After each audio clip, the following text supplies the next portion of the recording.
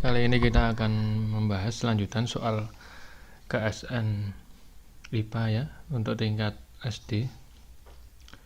Oke, kita langsung saja mulai soal nomor 21.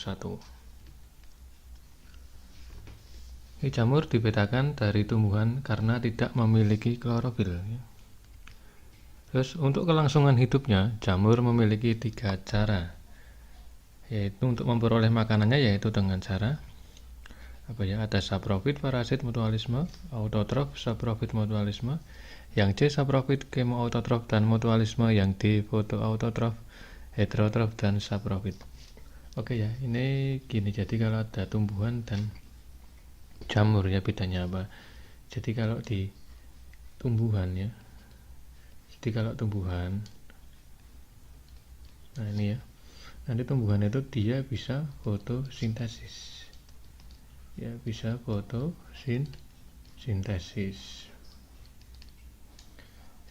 Nah, karena dia fotosintesis berarti nanti yang bersifat autotrof ya, autotrof, atau di sini ada autotrof. Autotrof itu maknanya apa? Autotrof itu artinya dia bisa membuat makanan sendiri ya. Bisa membuat makanan sendiri. Nah, maksudnya makanan itu dia bisa fotosintesis sendiri tanpa mengandalkan makhluk hidup lain ya. Jadi ini di tumbuhan.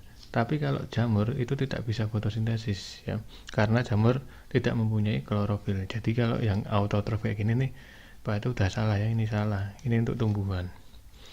Terus ini juga ada kemo. Kemo itu berarti zat kimia yang bisa membuat makanan sendiri dengan melalui zat kimia. Ini juga nggak bisa ya, salah. Ini foto itu ada cahaya ya. Jadi yang jelas di jamur itu berarti ini saprofit. Kalau bedanya saprofit sama parasit, kalau saprofit itu apa nih? Ini mengambil sisa makhluk hidup lain ya. Jadi di sini kalau di saprofit itu tidak merugikan, sedangkan di parasit mengambil makanan dari makhluk hidup lain ya, mengambil dari makhluk hidup lain. Nah ini, jadi kalau yang parasit nanti sifatnya merugikan, sedangkan yang profit, yang saprofit itu tidak merugikan ya.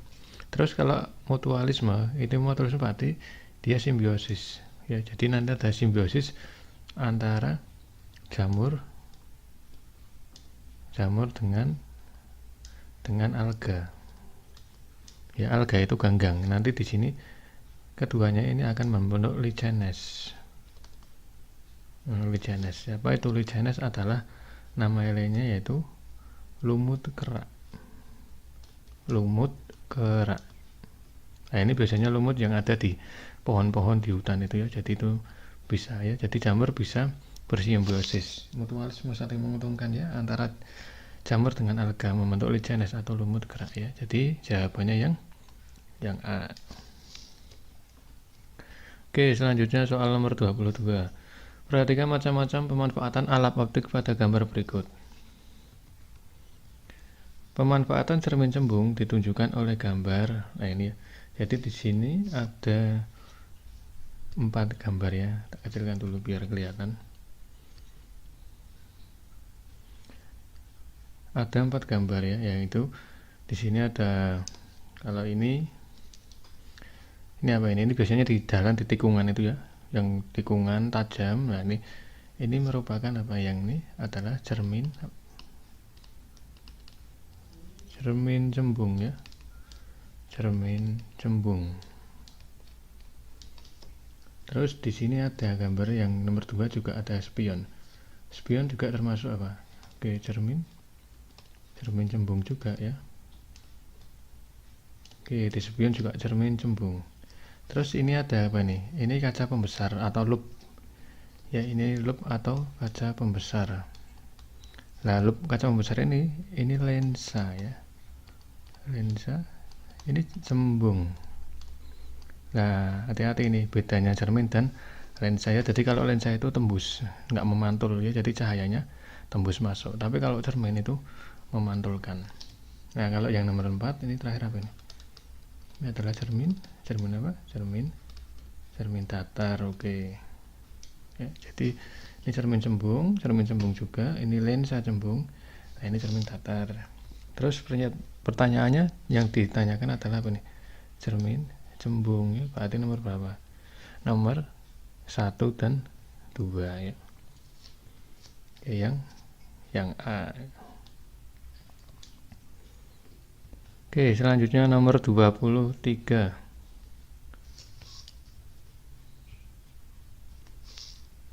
Hipotesisnya gini ya, ada pertumbuhan tanaman cabai di tanah yang mengandung pupuk kandang lebih baik dari pertumbuhan cabai di tanah yang tidak mengandung pupuk kandang. Maka perlakuan yang diberikan pada percobaan tersebut adalah, nah ini maknanya hipotesis itu apa? Hipotesis itu adalah apa ini? Dugaan sementara ya. Jadi hipotesis itu adalah dugaan sementara. Jadi kita menduga-duga ya, pertumbuhan tanaman cabai di tanah yang mengandung pupuk kandang itu lebih baik daripada cabai di tanah yang tidak mengandung pupuk kandang. Itu dugaan kita. Nah, maka perlakuan yang diberikan pada percobaan tersebut adalah nanti yang akan kita lakukan apa kira-kira ketika melakukan percobaan tersebut ya. Berarti apa? Ini ya jadi sebagian tanaman yang diberi pupuk kandang, sebagian lagi tidak diberi pupuk kandangnya. Jadi misalkan kita punya 2 tempat pot ya. Nah ini jadi ada tanamannya misalkan gini. Nah ini ada 2, yang A dan yang B. Nah ini yang A nanti dikasih pupuk kandang, nah yang B nanti tidak dikasih pupuk. Jadi nanti kelihatan ya, yang tanamannya lebih tinggi yang mana gitu ya. Oke, selanjutnya nomor 24. Gilang berdiri di depan cermin datar seperti yang ditunjukkan pada gambar berikut. Oke, ini ada gambarnya ya. Ini pencerminan cermin datar. Jadi kalau cermin datar itu sisi dekat cermin nanti sama juga sisi dekat cermin ya. Jadi misalkan ini tangannya yang tangan lurus ini dekat cermin, berarti kita cari yang tangan lurus juga dekat cermin. Nah ini menghadapnya juga harus sama ya, kalau ke depan ke depan semua. Berarti yang D ini ya, sisi dekat cermin, ini juga ini sisi dekat cermin yang tangannya lurus ya gitu. Jadi yang D. Soal nomor 25. Di bawah ini adalah beberapa aktivitas yang dilakukan manusia. Oke, kita baca soalnya dulu. Tindakan manusia yang menyebabkan gangguan keseimbangan. Nah, ini ya, lingkungan. Jadi lingkungannya jadi rusak ketika ada aktivitas. Lah, aktivitasnya apa ini kira-kira yang akan merusak keseimbangan lingkungan? Oke, ini berbulu secara liar. Ini akan merusak ya, tidak boleh ya. Terus apalagi memberi beberapa pupuk pada tanaman masih bisa. Menebang kayu secara mekanis dan terencana. Lah, ini masih boleh. Ini boleh, ini juga masih boleh terencana. Membasmi hama dengan musuh alami. Nah ini juga bisa. Oke, musuh alami itu maksudnya apa? Jadi musuh alami itu gini, misalkan ada rantai makanan gini ya, ada padi dimakan siapa? Tikus gitu ya. Padi dimakan tikus dimakan ular. Nah, musuh alami dari si tikus itu adalah si ular ini ya. Jadi untuk membasmi tikus bisa menggunakan ular, itu namanya musuh alami itu ya. Terus memanfaatkan hutan semaksimal mungkin. Nah ini nggak boleh ya, jadi hutannya nanti habis kalau dimanfaatkan sebanyak mungkin atau semaksimal mungkin. Jadi yang tidak boleh atau yang akan menyebabkan gangguan keseimbangan lingkungan adalah yang nomor 1 dan 5 ya. Jadi jawabannya yang D. Oke, selanjutnya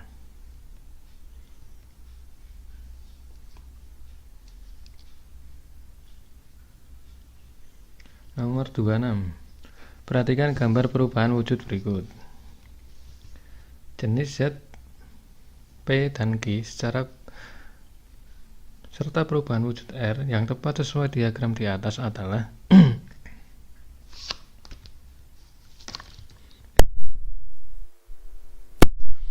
Zp itu apa ya? Apa padat, gas, apa cair?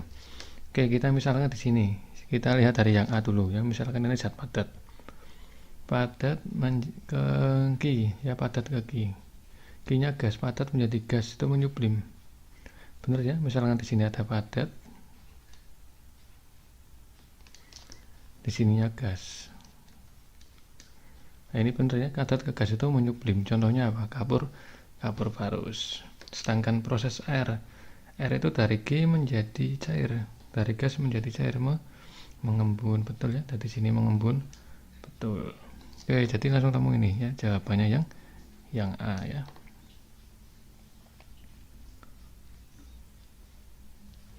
Selanjutnya soal nomor 27. Di bawah ini nama-nama struktur bagian tumbuhan, terus akar serabut, akar tunggang, tulang daun menyirip, batang bercabang, tulang daun sejajar, batang tak bercabang, perhiasan bunga kelipatan 4 dan 5. Ciri manakah yang sesuai untuk tumbuhan dikotil? Oke, kita satu-satu ya. Dari yang atas, ini akar serabut adalah apa ini? Oke, ini adalah monokotil, tak singkat M gitu aja ya. Terus bawahnya akar tunggang. Akar tunggang itu apa? Dikotil. Oke. Tulang daun menyirip. Tulang daun dikotil. Menyirip itu gimana? Ya, jadi tulang daunnya misalkan gini ya, ada batang, ini ada daun, nah ini menyirip gini ya, jadi kanan kirinya itu ada tulang daunnya, lah ini menyirip. Ya, kanan kiri gak siripikan. Jadi kalau tanaman yang bentuk daunnya gini itu adalah menyirip ini ya. Batang bercabang enggak juga dikotil bisa. Tulang daun sejajar, lah kalau daun sejajar berarti gini ya, ini sejajar ya, yang kayak tanaman jagung, padi, nah ini namanya sejajar. Ini berarti monokotil. Batang tak bercabang, ini juga monokotil ya, kalau padi, jagung itu kan batangnya gak bercabang. Perhiasan bunga kelipatan 4 atau 5 ini dikotil ya. Kalau yang monokotil itu kelipatan 3. Oke, jadi jawabannya yang dikotil ini berarti apa ini? 2, 3, 4 dan 7 ya, 2, 3, 4 dan 7 yang C.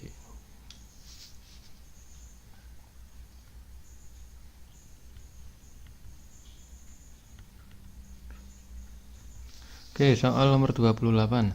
Seorang nelayan memanfaatkan angin darat untuk melaut seperti gambar. Oke, kita beda analisisnya ya. Jadi angin darat untuk melaut seperti gambar. Melaut, kata-kata melaut berarti apa? Berangkat pergi ke laut. Kalau berangkat pergi ke laut berarti kan kayak gini anginnya ya, ke arah ke laut ya. Jadi ke arah ke laut.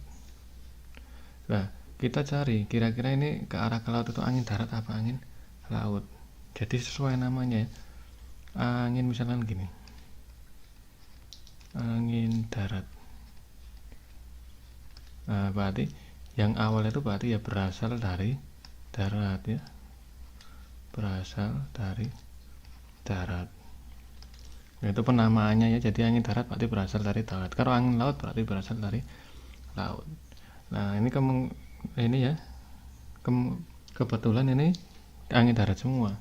Kita lihat saja ya arahnya, yang bergerak dari darat ke laut. Ya, bergerak dari darat laut berarti tinggal AB. Nah, tinggal malam atau siangnya. Nah, ini pakainya ngapalannya pakai ini ya, pakai dalam layang. Ini dihafalkan, untuk ngapalkan bagian ya, dalam layang ya. Jadi kalau darat itu malam, kalau laut itu siang ya. Jadi kalau darat itu malam, laut itu siang, dalam layang ya. Oke, berarti terjadinya pada malam hari ya. Angin darat merupakan jenis angin yang bergerak dari darat ke laut dan terjadi berlangsung pada malam hari. Oke, yang A. 29. Budidaya tanaman dengan menggunakan medium air yang berisi unsur hara Dalam suatu wadah dikenal dengan nama teknik. Oke, di sini kata-katanya air. Air itu mesti ada kaitannya dengan kata-kata hidro ya. Hidro itu adalah air. Nah ini kalau hidro air berarti jelas itu hidroponik. Kalau kulur jaringan ini adalah perbanyakan tanaman ya. Perbanyakan tanaman. Terus kalau ini ya, aeroponik dengan media udara. Jadi disemprotkan itu ya, aeroponik. Kalau ini kan air ya, hidro itu air ya.